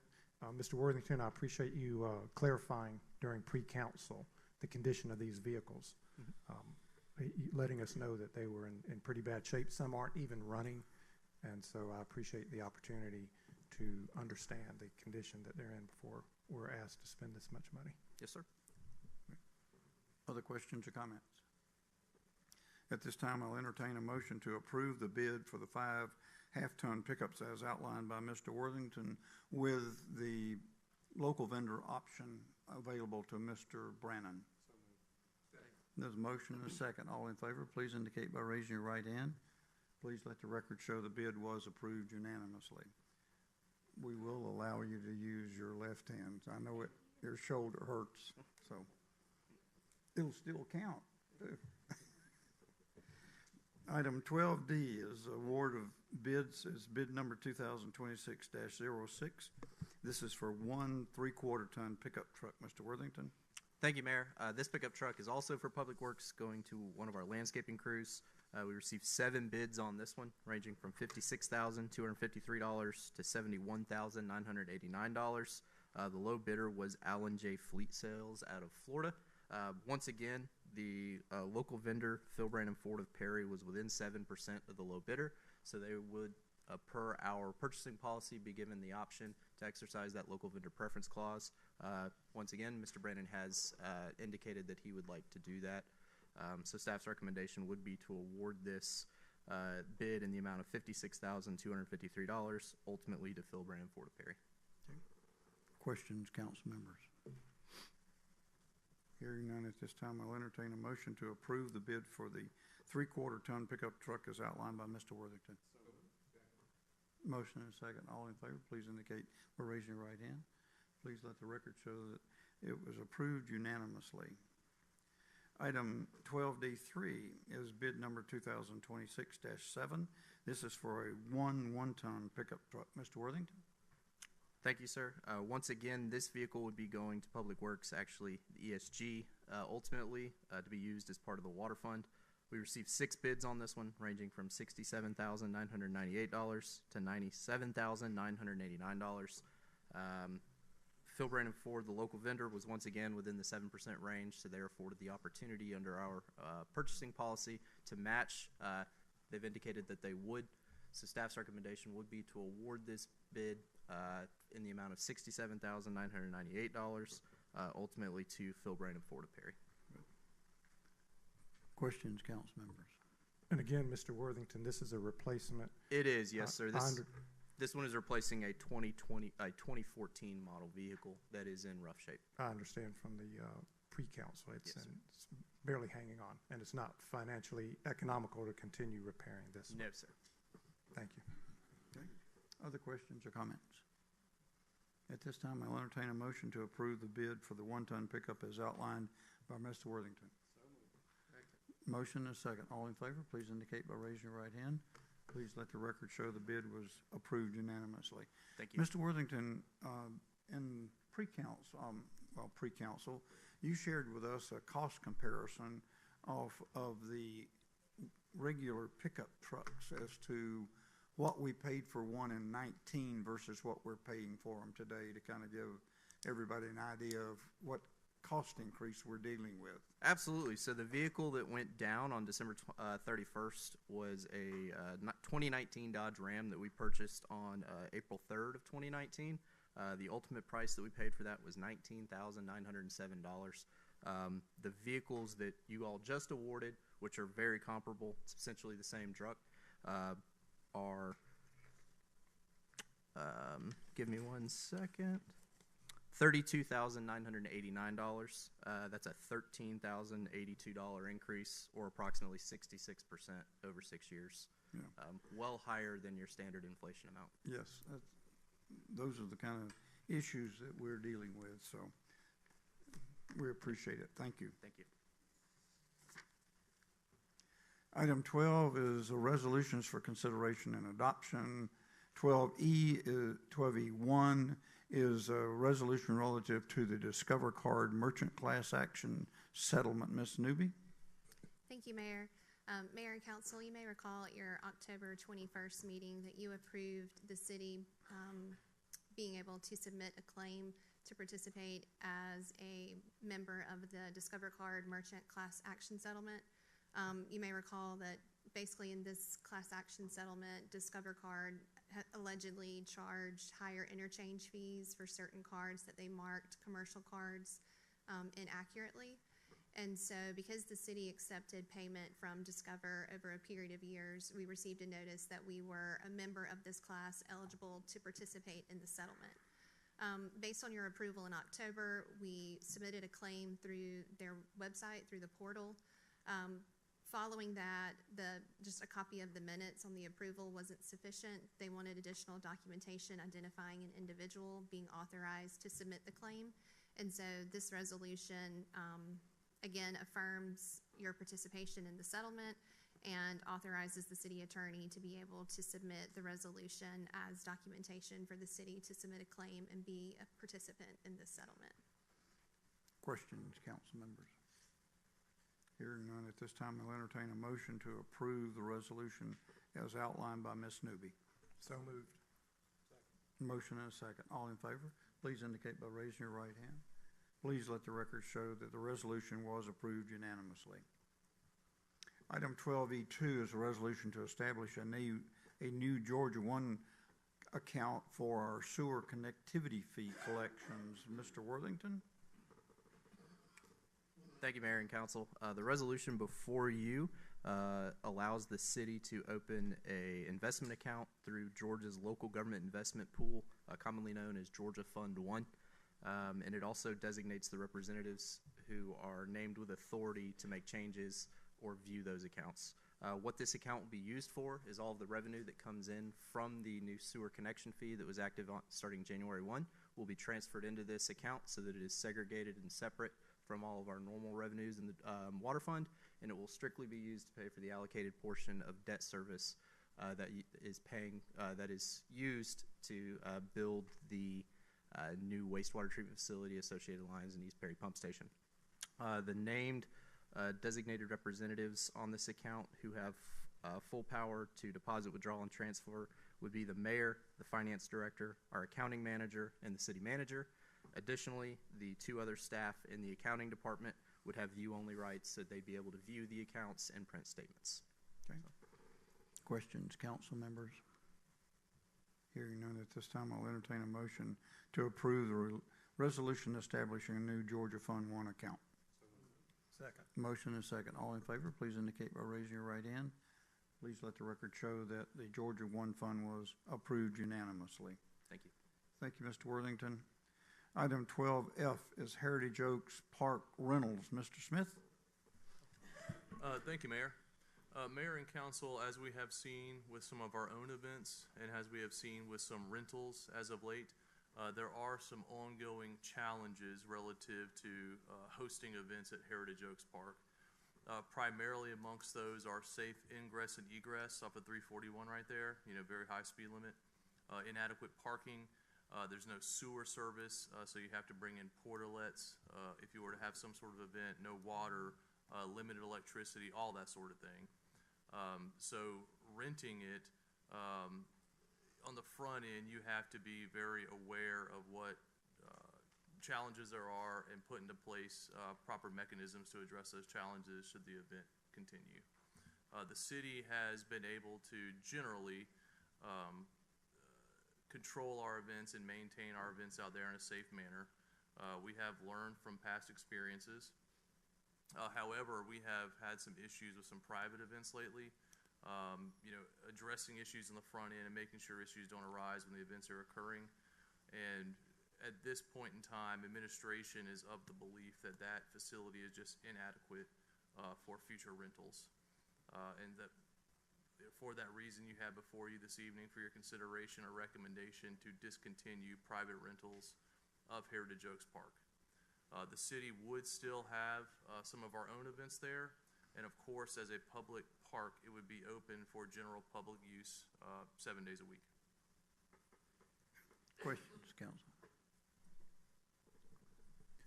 My question is probably more tangential to the real issue here, but is the speed limit going by that park, that entrance, is it 55? Is that correct? Did I understand you correctly? Mm-hmm. That's my understanding. Chief Everidge may be able to answer better than I can.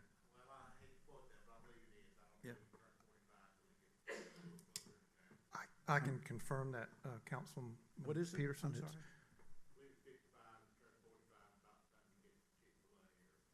It is 55 miles per hour along Yeah. there. I mean, I'm just going to suggest, but does that maybe, because that is a park with people going in and out of it, does that maybe warrant somebody such as our expert in law enforcement to do a zone in there to slow that somewhat? We can request, but actually we go through the mayor and council to request DOT to study it. That is a state highway. Thank you. Yes. As someone who's been pulled over by Perry's Finest, I can assure you it is 55 and not 65. I kind of have a lead foot, sorry. Okay, so I would like to just say that I just don't think it's a good look for us to say we can't have private events, but we can have city events, because I know that city events bring big crowds too. I, for one, know that I've been at city events that were very wonderful events. I absolutely enjoyed them, but it was, packed. So what I would like to propose is, instead of saying absolutely no private events, but we'll continue city events, I would like to see a moratorium put on all events for a period of time so that we can study that park, see what it would cost or what would be involved to make it where it wasn't so easily damaged when any groups were out there, whether it be city groups or private groups, rather. And also, I just want to put for the record, I'm really happy to hear that there are multiple groups that we are saying, have had issues out there. It's not just one group that's causing this. So I appreciate the discussion during pre-council that Reverend King brought up with his concerns, and I concur with you. I would love to see a place in Perry where we could have large events that are privately hosted, because as someone who loves to throw a party, sometimes it is hard to find those places.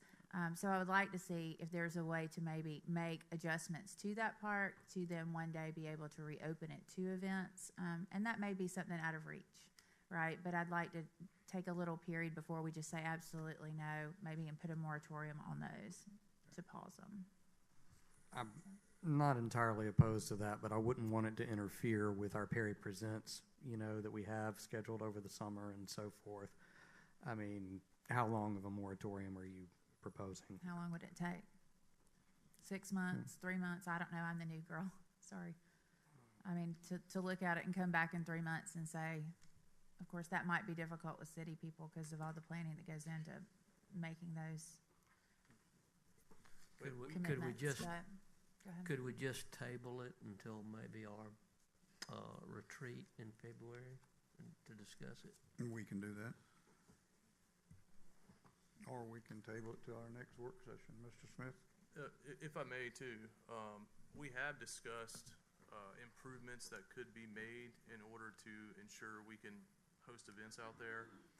The primary one, which I think is still generally in play, though costs have gotten relatively prohibitive with sidewalks, would be the extension of a sidewalk down 341, kind of going into town towards 75. The city owns essentially a vacant parcel immediately adjacent to Woodlawn Cemetery, and we had talked about that being a satellite parking location. And then you'd have ADA accessible sidewalks going from that parking location up to the park, which would essentially allow for multiple points of ingress egress, and then also address the parking challenges associated with that park. And we could look at that. Mayor, if I may, just wanted to make Mayor and Council aware that the first Perry Presents is going to be on March 27th, and the second Perry Presents will be on April 24th. Okay. So we'll discuss this at our next work session, which will be the first meeting in February, to get ahead of those dates. Okay. Is that okay with you, Mr. Smith? Just to be clear, if someone, this is a moratorium, so if someone comes in and wants to rent, it's a no. I don't know that we've approved a moratorium. Okay. There hasn't been any vote on that. So it's just tabled. It's just tabled. What I heard was a recommendation to table it Okay. until our work session. Should we do a moratorium until we discuss it at our work session to prevent any applications and event in the interim? I would prefer that. Okay. Mrs. Newby, what would be the appropriate action for that?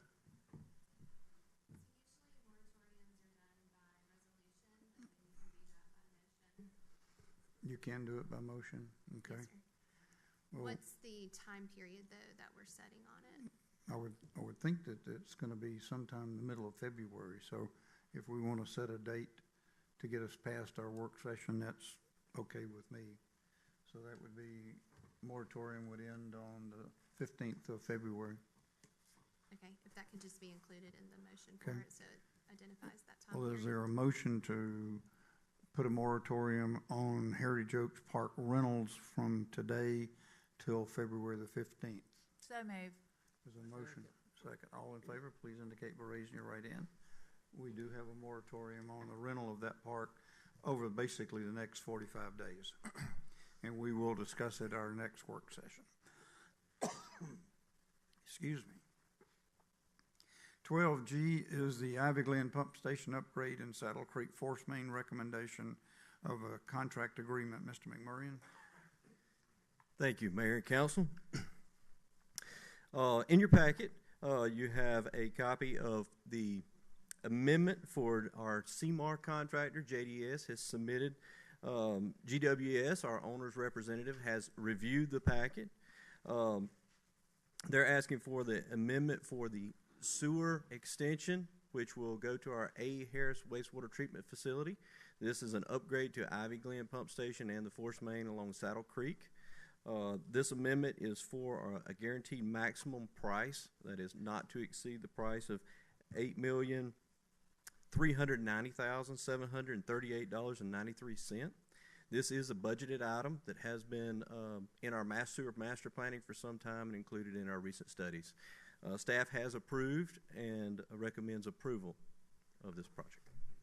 And my understanding is that this price, maximum guaranteed price, is significantly below our budgeted item. Yes, sir. It is less and is also in line with the market driving construction projects right now.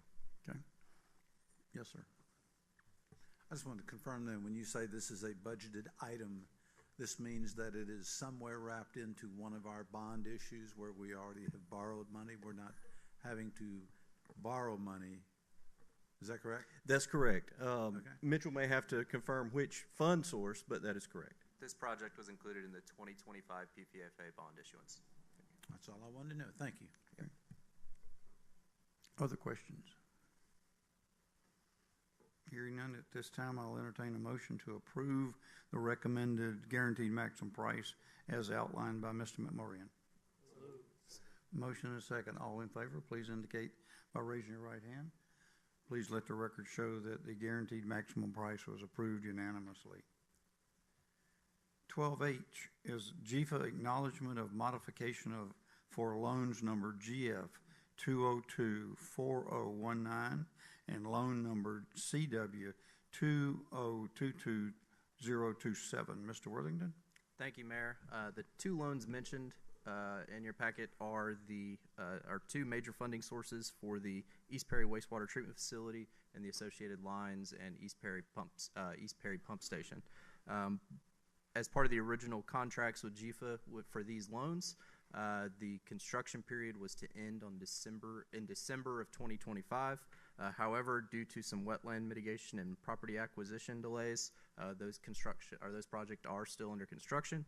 GFA has a process where we can request a schedule modification. That's what we are doing tonight. There's 3 documents that are required to do that. One would be a letter requesting the modification from the city. One would be an explanation letter from our engineer on why the modification is needed.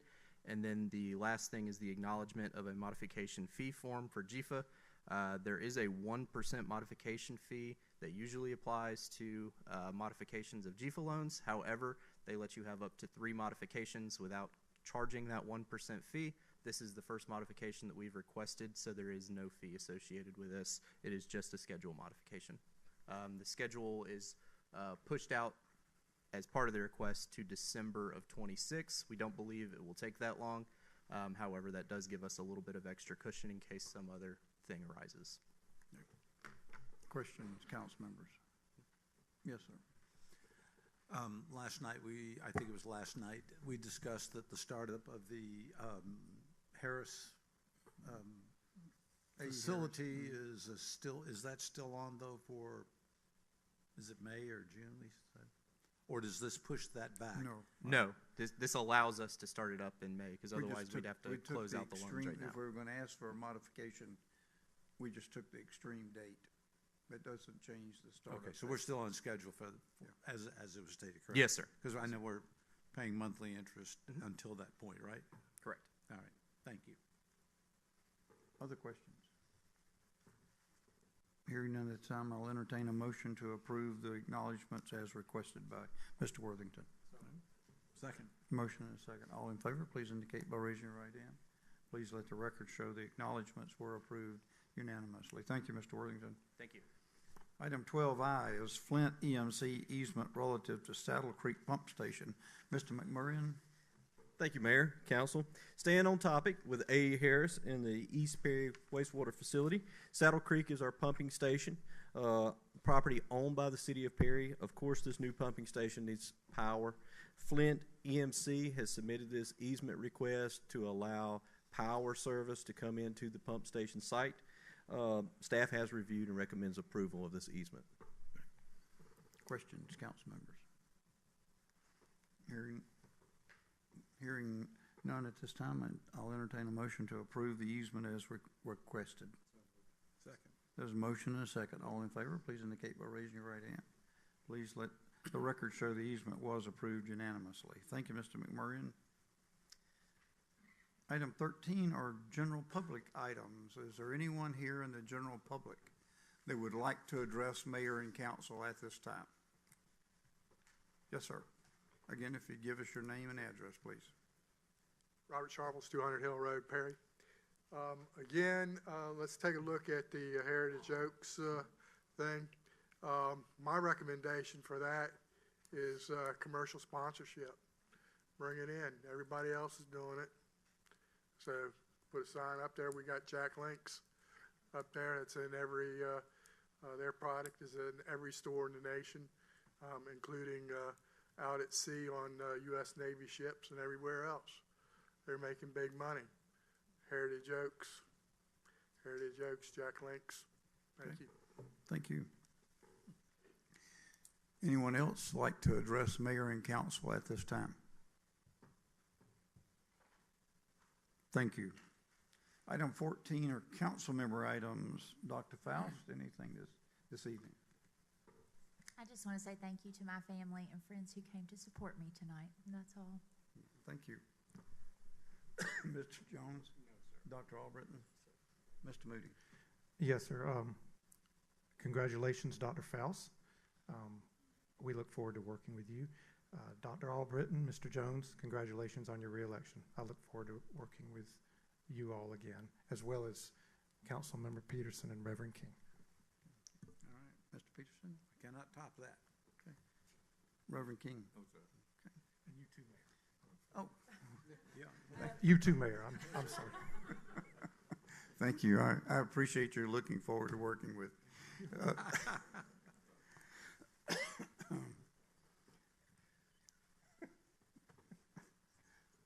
Mr. Smith, is there anything additional? Yes, Mayor, I do have one item. Kira, if you will key that up for me. As you know, from a staff perspective, we never like to bring things to you kind of last minute without you having a chance to review it. But this is a time-sensitive issue that we wanted to get before you this evening. We being staff, received a request from Houston County late yesterday inquiring as to whether the city would be interested in providing water service to Abington Glen. I'm going to let Chad kind of walk you through this stuff, but generally there have been ongoing discussions for the past 6 months or so relative to water service going out Kings Chapel and then Arena Road and kind of that whole area out there, what we call East Perry.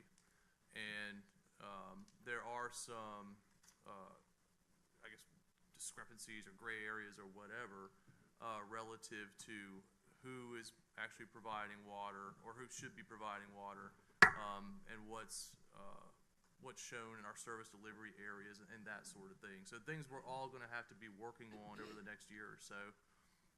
But this is kind of one of their first requests to us to essentially take over a neighborhood that they're currently serving.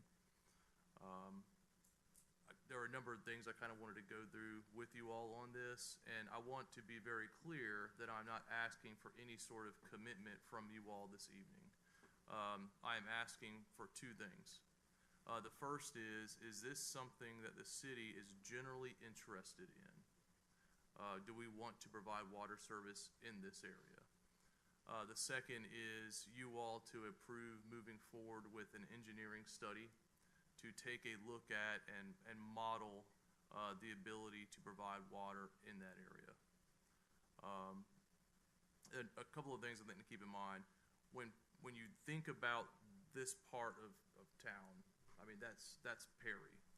I think that it behooves us as a city to control the utility service provision in areas that we have commonly defined as the city's service area. And I have some stuff to show y'all on that too when Chad's done with his stuff. Another item is we have capacity. I mean, we have ample water, both with permitted capacity and our ability to produce, to provide water to that area.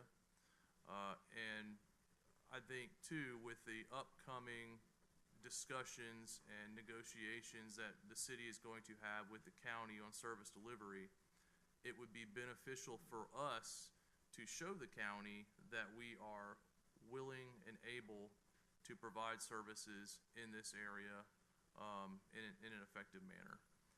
So things to kind of keep in mind, and again, we're not asking for any sort of commitment. Just want to generally gauge your interest.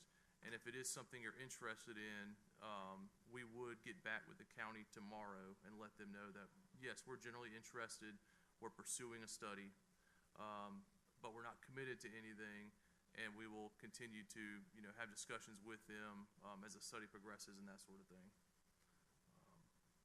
So that's kind of my, yes, sir, Mr. Peterson? The people that live in these areas that would be serviced by them, they are currently not our customers. They are county customers. Is that correct? No, they're our customers. They are ours. So so we wouldn't be buying the water from the county now, we would just, Be a direct service provision. okay. Is there any, general ballpark, well, how many homes would be serviced? I don't know the number of homes.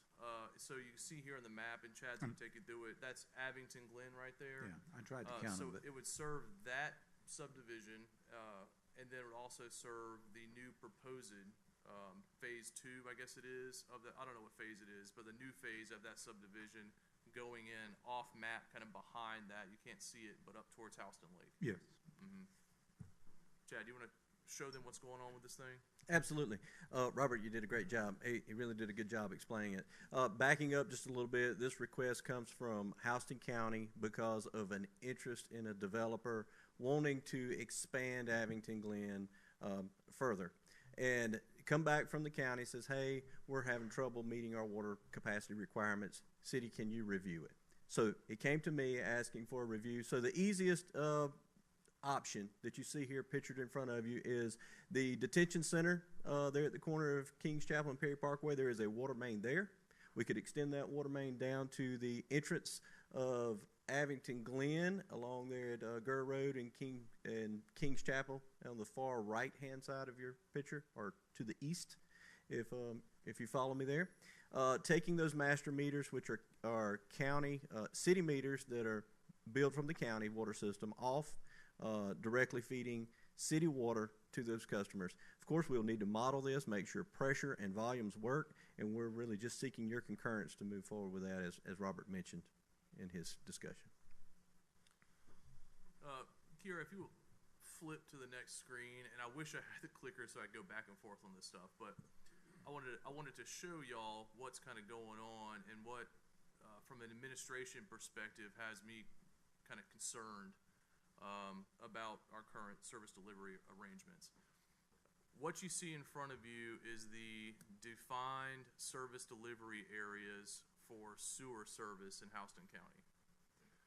You can see the city of Perry's kind of that mint green color, and that generally, I think that might be before or after we amended it, because there was a issue with the maps that were provided to us, but generally our service area currently is about 70 square miles.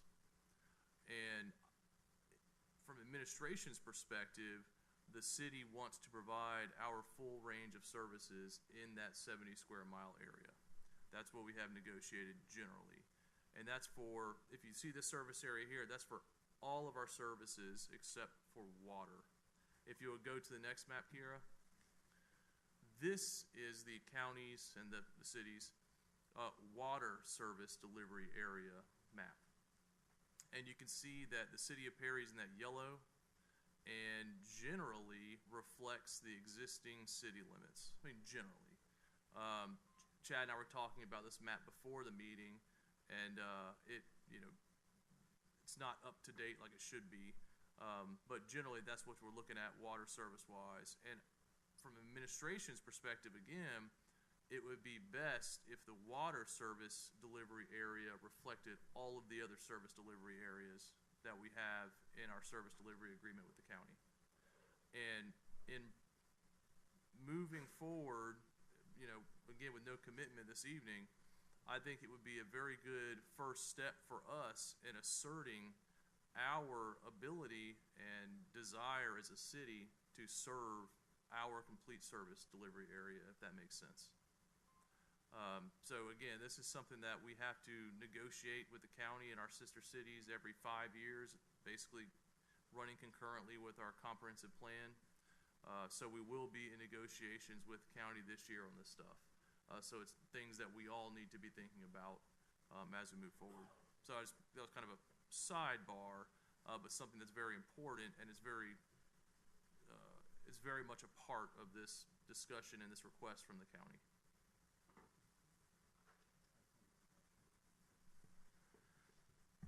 So you mentioned negotiation with the county. Does that mean that they might be open to helping to pay for this main? I can't answer that. I can't speak on behalf of the county. No. But it might. Yeah.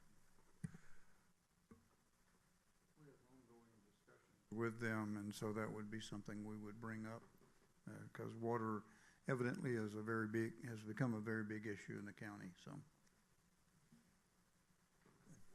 As reflected by Chairman Perdue's excitement about the new water tank coming online soon. Much needed. So you've heard the recommendation by Mr. Smith.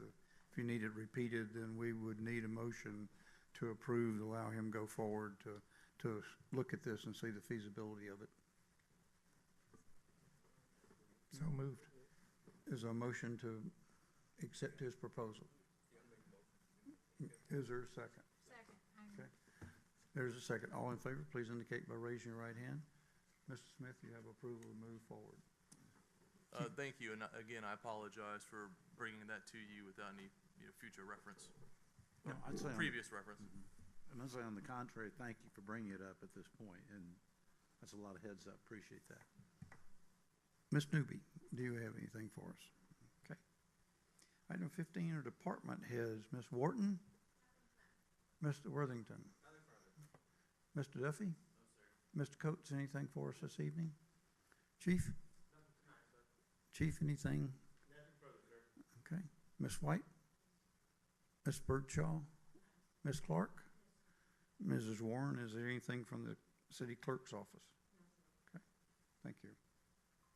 Item 16 are mayor items. Again, I'll remind everybody that our meetings are open to the public, and we encourage your interest and participation in those. If you've heard us discuss this evening, we will not have a work session on the 19th, since that is a federal holiday, and our office will be closed. But our next council meeting will be here in this chamber at 5 o'clock on the 20th of January for our pre-council meeting, with our regular council meeting starting at 6. And we, again, encourage your interest and participation in these meetings. There's no requirement for an executive session this evening. Is there anything else that needs to come before us before we adjourn? Hearing none at this time, I'll entertain a motion to adjourn our regular session. Motion and second. All in favor, please indicate by raising your right hand. We do stand adjourned until the 20th.